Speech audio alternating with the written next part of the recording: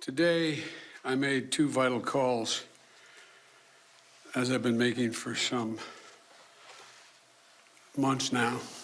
Two vital calls on the situation in Russia and Ukraine. The first was to a bipartisan group of members of Congress who are currently representing the United States, along with Vice President Harris at the Munich Security Conference. The second was the latest in a series of calls over the past many months with the heads of state of our NATO allies and the European Union, to bring them up to date on what the United States thinks is the current state of affairs and what's likely to happen in Ukraine in the coming days, to ensure that we continue to remain in lockstep, that is, the European Union and NATO. Despite Russia's efforts to divide us at home and abroad, I can affirm that has not happened. The overwhelming message on both calls was one of unity, determination, and resolve. I shared with all of those on the calls what we know about a rapidly escalating crisis in Ukraine. Over the last few days, we've seen reports of a major uptick in violations of the ceasefire by Russian-backed fighters attempting to provoke Ukraine and the Donbass. For example, a shelling of a Ukrainian kindergarten yesterday, which Russia has falsely asserted was carried out by Ukraine. We also continue to see more and more disinformation being pushed out to the Russian public, including Russian-backed separatists, claiming that Ukraine is planning to launch a massive offensive attack in the Donbass. Well, look, there is simply no evidence of these assertions, and it defies basic logic to believe the Ukrainians would choose this moment, with well over 150,000 troops arrayed on its borders, to escalate a year-long conflict. Russia's state media also continues to make phony allegations of a genocide taking place in the Donbass and push fabricated claims warning about Ukraine's attack on Russia without any evidence. That's just what I'm sure Ukraine's thinking of doing, attacking Russia. All of these are consistent with the playbook the Russians have used before, to set up a false justification to act against Ukraine. This is also in line with the pretext scenarios that the United States and our allies and partners have been warning about for weeks. Throughout these tense moments, the Ukrainian forces have shown great judgment and, I might add, restraint. They refused to allow the Russians to bait them into war. But the fact remains, Russian troops currently have Ukraine surrounded from Belarus along the Russian border and with Ukraine to the Black Sea in the south and all of its border. You know, look, we have reason to believe the Russian forces are planning to and intend to attack Ukraine in the coming week, in the coming days.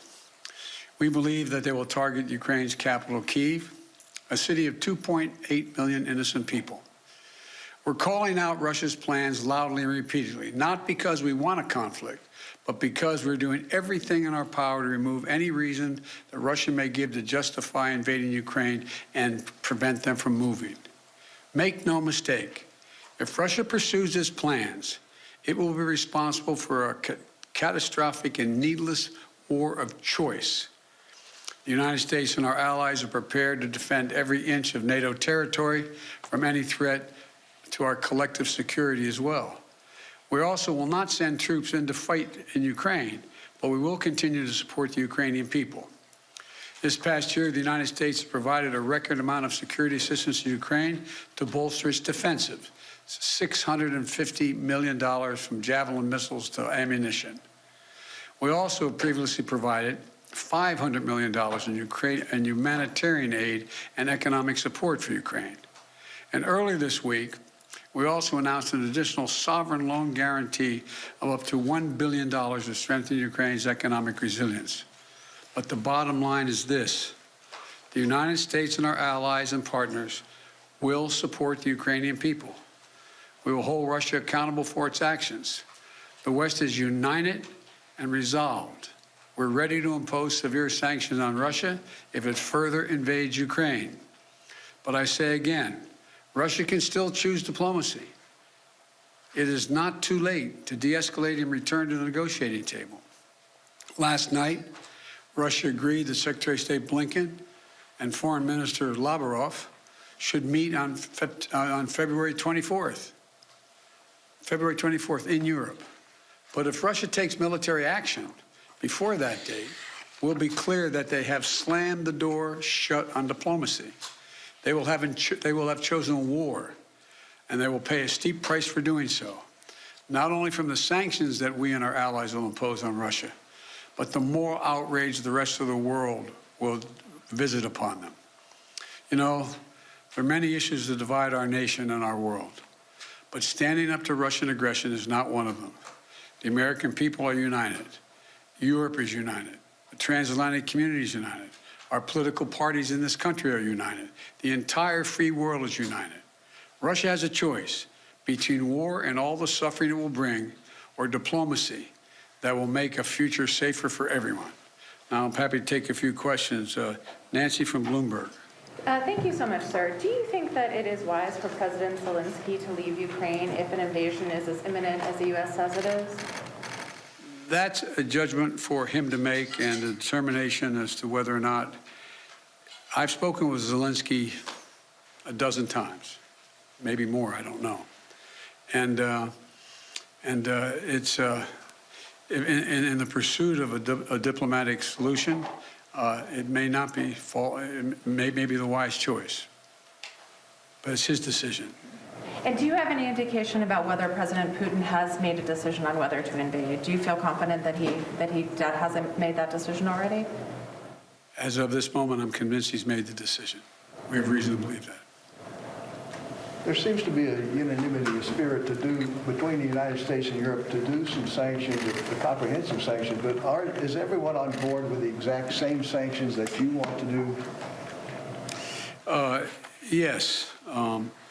There will be some slight differences, but there'll be more add-ons than subtractions. And President Putin is going to oversee some nuclear drills this weekend. How do you see that happening? What's your reaction to that, sir? Thank you. Well, I don't think he is remotely contemplating using nuclear weapons. But I do think I think he is focused on trying to convince the world that he has the ability to change the dynamics in Europe in a way that he cannot. But I don't, how much of it is a cover for just saying we're just doing exercises and there's more than that, I just can't, it's hard to read his mind. Mr. President, to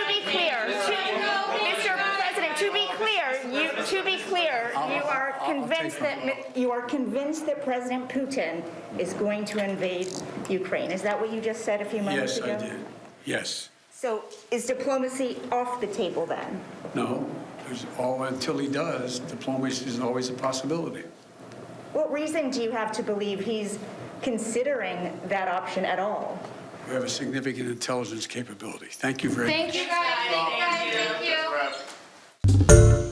Hi, everyone. George Stephanopoulos here. Thanks for checking out the ABC News YouTube channel. If you'd like to get more videos, show highlights, and watch live event coverage, click on the right over here to subscribe to our channel. And don't forget to download the ABC News app for breaking news alerts. Thanks for watching.